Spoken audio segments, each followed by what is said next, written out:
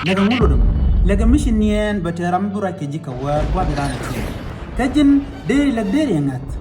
kan gwasa me gwan bana ngajoto lag gwaye wala jega ka lag be kanga ajen dana bana gor bana la ke gwasa lag la be gwasa dan ente ka mishilat ke chang der yenara bilaga mo bo beniyo kwana kep jina ta micha ila do te kur mi chito ngoda baka wari yo dere wu laga o te kur mi chito no mateten lagba la be ka gwada dan mi chidwal lagba be ba gwada dan chiro gujo dong te mu gwamde to kaji bilatu man be gaban lagne karo te ga laga dan be ka kos ka laga dan be laga be ka koto jo kunji jin woro do ka chanje dong jo kunji jin ler na auto aka woro dun ka chanje namo elako lakche chanjana lakche tano dong dere jogan mu te na me shi lakkaga baji lakkana me dere joto blue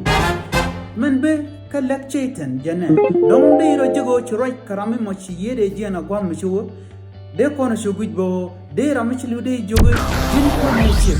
ki jin man nyon doran o ngakana kunche ki ngak o jan kana mo kayang ki ngak o medan kana chung ka nyadu ki kana mo dor wade dane china me chatwo en laga mo chi lag me be ka kos election jin me di lagoto be karame chi lu be kula ngado to be ka je jin pondu rani jin commercially demon ki devil spirit ki ye gwan jen bi yeten kon ki latin kon be ka kos be yingach ka deke ajana ko kon la roto legum be ka kos o jin be je mo ka rwani to modai ranjo jina woro do ka shang jega na ce ko zuwa na garo dun kam kun na garo tende ke DLK teni na den bishen ko dial bika go ko ngat ko na la to mo be ka pus awadu da kele o mugwa duno dun shaitan awala mi chala threatening ke be jo mo tena ma shi lalat biliu na mo awabe ka shaitan ki election jin alla gadin bukulan ngada bingada dun shaitan ke bingada dun ko mugu yiro da jagoto bingada dun shaitan o jan jinnan wo bi lagmu be karam shiriyar ka gwade shi wo no da jin jin ram kelba kana sin kon tin pal ka gwan jengi jin menge da ram shilu mushi wo no charai ka ji a changle la da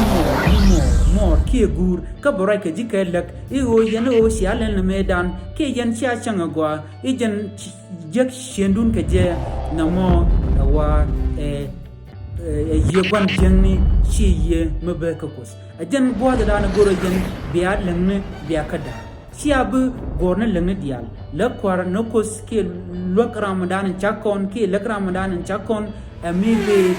til rek mitrede wa ka majaji bang kabila to bang ba jene dial kon lat ka right ko mi right ko du jelat ka gwazde ko to benekos beganang du mugwa shima ojin be goro to kana dwor ka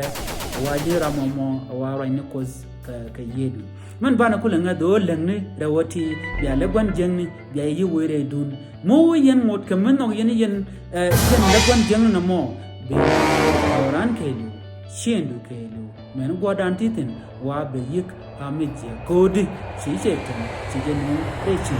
minga da rana da ke michilu ko charai ka jika war kare laka jin pondu wa dira mukel mti shaitan te ke man shale demon ke devil spirit te ga ke yen chwar langne chwar kanga lang be ka shaitan joga je lo na gwada dana bi ka shu da la ko laga mo ke lat be ka shaitan shu da jagoto bata doru bo to kudu bata rai dunishan woja en wal